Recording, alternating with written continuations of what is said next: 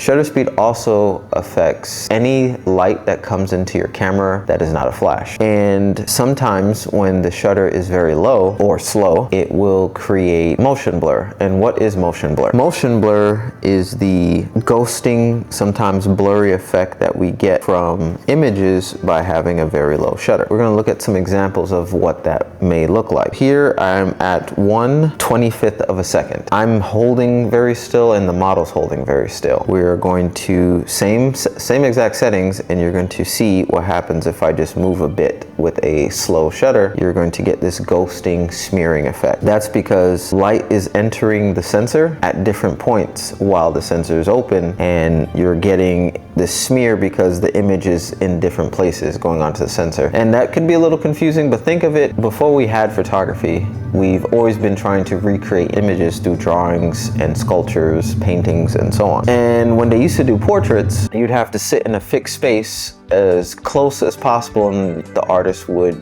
make a rendering based on you actually sitting in one pose. Now imagine if that pose, he kept drawing as you kept moving, and that's what's happening when you see something smear across the camera sensor. Is kind of the same thing of trying to draw someone moving and just drawing bits of the movement when you see it. That's basically what's happening.